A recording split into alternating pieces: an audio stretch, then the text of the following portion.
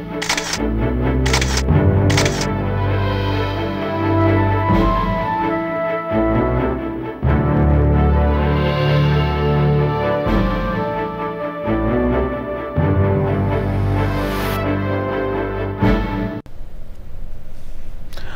আলাইকুম। শুরু করছি জনপদের খবর, সঙ্গে আছি হৃদয় হোসেন। এখনকার সংবাদ আয়োজন একই সঙ্গে এই চ্যানেলে, ইউটিউব চ্যানেল এবং চ্যানেল আয়ের অতিথি প্ল্যাটফর্ম আই স্ক্রিনে লাইভ স্ট্রিম হচ্ছে। 20% বাড়ি ভাড়া ও শিক্ষা জাতীয়করণ সহ বিভিন্ন দাবি ও শিক্ষকদের উপর হামলার প্রতিবাদে সারা দেশে কর্মবিরতি পালন করছেন এমপিভুক্ত বেসরকারি বিদ্যালয়ের শিক্ষকরা। যশোরে সকাল থেকে বিদ্যালয় খোলা থাকলেও অফিসিয়াল কাজ ছাড়া পাঠদান বন্ধ রেখেছেন মাধ্যমিক বিদ্যালয়ের শিক্ষকরা।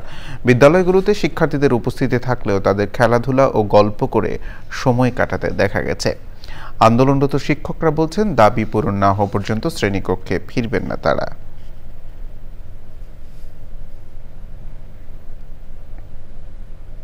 রাজশাহী বিশ্ববিদ্যালয়ে কেন্দ্রীয় ছাত্র সংসদ, রাকসু হল সংসদ ও সিনেট ছাত্র প্রতিনিধি নির্বাচনের আর মাত্র 3 দিন বাকি। মঙ্গলবার রাত 12টা পর্যন্ত প্রচার চলবে। শেষ মুহূর্তে নির্বাচনের প্রচারে ব্যস্ত প্রার্থীরা ভোটারদের দাঁড়ে দাঁড়ে যাচ্ছেন তারা। কেউ গান গেয়ে, কেউ অভিনয় করে, আবার কেউ খেলোয়াড় সেজে প্রচারে মাঠে নেমেছেন। বিশ্ববিদ্যালয়ের প্রবেশ পথ থেকে শুরু করে শিক্ষার্থীদের পদচারণায় স্থানগুলো ভোটার আর প্রার্থীদের উপস্থিতিতে মুখর। জাতীয়তাবাদী ছাত্রদল, ইসলামী ছাত্র শিবির, ইসলামী ছাত্র আন্দোলন ও বাম ছাত্র জোট সহ বিভিন্ন ব্যানারে প্রতিদ্বন্দ্বিতা করছেন প্রার্থীরা। চিন্তা করেছি যে সংস্কৃতির একটা গুরুত্বপূর্ণ একটা অঙ্গ গান, এবং আপনারা জানেন যে বাউল আমাদের একদম শেকড়ের সংস্কৃতি। তো ওই জায়গা থেকে বাউল সেজে আজকে নির্বাচনী প্রচারণা চালাচ্ছি, আর সবার কাছে সাড়াও পাচ্ছি। বা নিশা প্রথম বর্ষের প্রথম ভোট, নিশাপুর পক্ষে হোক, বিভিন্ন স্লোগানে মুখরিত করছে। সবাই আসলে আমাকে নিয়ে উচ্ছ্বসিত, কারণ তারা চাচ্ছে আমি সাধারণ শিক্ষার্থী হয়ে কাজ করতে পারবো। তাই আসলে তারা আসলে আমাকে নিয়ে আশাবাদী। নবীন শিক্ষার্থীদের কাছে আমাদের ইশতেহার সহ আমরা যাচ্ছি, ভোট চাচ্ছি। আমরা দেখছি বেশ নবীন শিক্ষার্থীরা আমাদের বেশ ভালোভাবে নিচ্ছেন, আমাদেরকে সমর্থন জানাবেন বলে আশাবাদ ব্যক্ত করছেন। খুলনা মেডিকেল কলেজ হাসপাতালে দুর্নীতি ও চিকিৎসা অবহেলার অভিযোগ এবং সাংবাদিক প্রবেশে নিষেধাজ্ঞার প্রতিবাদে অবস্থান কর্মসূচি পালন করেছে সব স্তরের ছাত্র জনতা ও বৃহত্তর আমরা খুলনাবাসী নামে সংগঠন। তারা অক্সিজেন মাস্ক খুলে ফেলায় রোগী এবং চিকিৎসকের ধমকে রোগীর স্বজনের মৃত্যুর অভিযোগ তুলেছেন। এর আগে রোববার সন্ধ্যায় খুলনা প্রেস ক্লাবের উদ্যোগে খুমেক হাসপাতালে সাংবাদিকের কর্মকাণ্ডে বিধিনিষেধ বিষয়ে সাংবাদিক ও সাংবাদিক সংগঠনের মত বিনিময় সভা হয়েছে।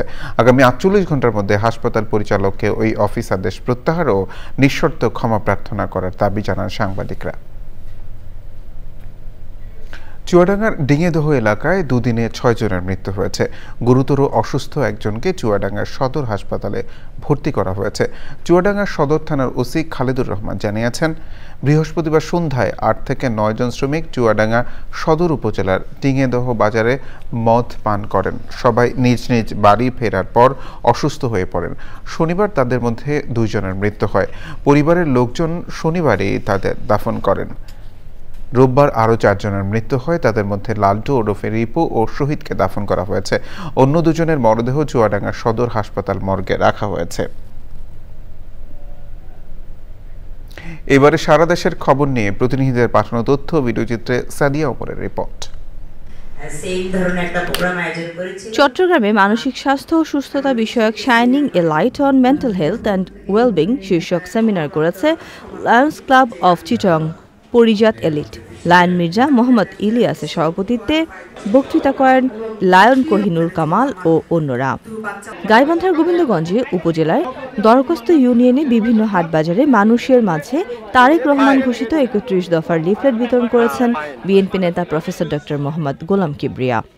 কেন্দ্রীয় যুবদলের সাধারণ সম্পাদক নুরুল ইসলাম নয়নকে ভোলায় সংবর্ধনা দিয়েছে চরফ্যাশনবাসী। সকল যাত্রা হোক নিরাপদ, এই প্রতিপাদ্য নিয়ে জয়পুরহাটে সচেতনতামূলক ক্যাম্পেইন করেছে নিরাপদ সড়কচার জেলা শাখা। যশোরের বাঘাপাড়ায় বিএনপি ও পৌর বিএনপির উদ্যোগে দুর্গাপূজা পরবর্তী পুনর্মিলনী হয়েছে। প্রধান অতিথি ছিলেন জেলা বিএনপির সভাপতি অ্যাডভোকেট সৈয়দ সাবিরুল হক সাবু। আত্মহত্যা প্রতিরোধে সচেতনতা বাড়াতে ঝিনাইদহে সাইকেল র্যালি হয়েছে। কর্মসূচিতে সাধুহাটি ইউনিয়নের বিভিন্ন শিক্ষা প্রতিষ্ঠানের ১০০ শিক্ষার্থী অংশ নেয়। নাটোরের নলডাঙ্গা উপজেলার খাজুরা ইউনিয়নে ৯টি ওয়ার্ডে ইউনিয়ন বিএনপি আয়োজিত পৃথক উঠান বৈঠক হয়েছে। প্রধান অতিথির বক্তব্যে বিএনপি নেতা অ্যাডভোকেট রুহুল কুদ্দুস তালুকদার দুলু বলেন, বিএনপি ক্ষমতায় গেলে ৩১ দফার ভিত্তিতে রাষ্ট্র পরিচালিত হবে। জয়পুরহাটের শোভাযাত্রা, লিফলেট বিতরণ ও মোটরসাইকেল শোডাউন করেছে বিএনপির কৃষক দলের জলবায়ু বিষয়ক সম্পাদক লায়ন সিরাজুল ইসলাম বিদ্যুৎ, স্বেচ্ছাসেবক দলের নেতা ফজলে কাদের সোহেল ও ছাত্রদলের সাবেক নেতা আব্বাস আলী। খুলনায় ফ্রিল্যান্সারদের পরিচালিত পাঠদান কেন্দ্র বা কোচিং সেন্টার দিনের বেলায় বন্ধের প্রতিবাদে ও নিষেধাজ্ঞা প্রত্যাহারের দাবিতে মানববন্ধন করেছে freelancer welfare association. Tarique Rahman ঘোষিত ৩১ দফা বাস্তবায়নে ময়মনসিংহের গফরগাঁওয়ে যশোরা ইউনিয়নে মতবিনিময় সভা করেছে ৩ নম্বর ওয়ার্ড বিএনপি।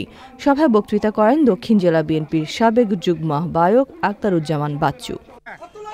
নোয়াখালীর বেগমগঞ্জের বিজয় হত্যা মামলায় কোম্পানীগঞ্জ উপজেলার চরেলাহি ইউনিয়ন বিএনপি নেতা ইসমাইল তোতাকে ষড়যন্ত্রমূলক আসামি করার প্রতিবাদে মানববন্ধন ও বিক্ষোভ মিছিল করেছে স্থানীয় বিএনপি ও অঙ্গ সহযোগী সংগঠনের নেতারা।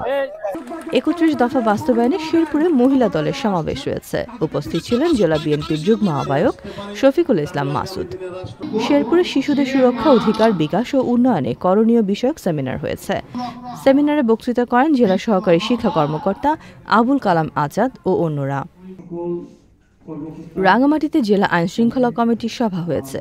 সভাপতিত্ব করেন জেলা প্রশাসক মোহাম্মদ হাবিবুল্লাহ মারুফ। Sadia Omar, Channel I. বিএনপির বিভাগীয় সহ সাংগঠনিক সম্পাদক ব্যারিস্টার মীর মোহাম্মদ হেলাল উদ্দিন বলেছেন, বিএনপি বিশ্বাস করে 18 কোটি দেশপ্রেমিক বাংলাদেশে বিএনপির ভোট ব্যাংক। তাই ফেব্রুয়ারিতে জাতীয় নির্বাচনে জনগণের ভোটে বিএনপি 270টি আসন পাবে বলে আশা প্রকাশ করেন তিনি। চট্টগ্রামের আনোয়ারায় নারীর মর্যাদা সুরক্ষা ও ক্ষমতায়ন শীর্ষক নারী সমাবেশে তিনি বলেন, দ্রুত সময়ের মধ্যে ভারপ্রাপ্ত চেয়ারম্যান তারেক রহমান দেশে এসে নির্বাচনে অংশ নেবেন। চট্টগ্রামে দক্ষিণ জেলা বিএনপির সদস্য সচিব লায়ন হেলাল উদ্দিনের সভাপতিত্বে নারী সমাবেশে বক্তৃতা করেন স্থানীয় বিএনপি ও মহিলা দলের নেতারা। এতে আনোয়ারার কয়েক হাজার নারী অংশ নেন। দ্রুততম সময়ের মধ্যেই ইনশাল্লাহ বাংলাদেশে ফেরত আসবেন, নিজে নির্বাচন করবেন এবং ইনশাল্লাহ আমাদের দলকে আগামী জাতীয় সংসদে নেতৃত্ব দিয়ে ইনশাল্লাহ দেশ পরিচালনা পর্যন্ত নিয়ে যাবেন বলে আমাদের বিশ্বাস।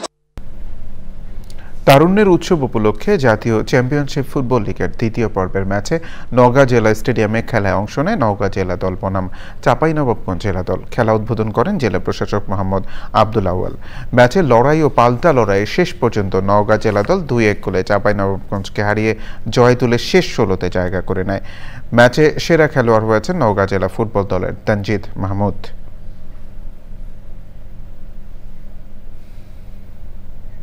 জনপদের খবর আজকের মতো এই পর্যন্তই। একটু পর কৃষি সংবাদ দেখার আমন্ত্রণ জানিয়ে শেষ করছি। ধন্যবাদ সবাইকে।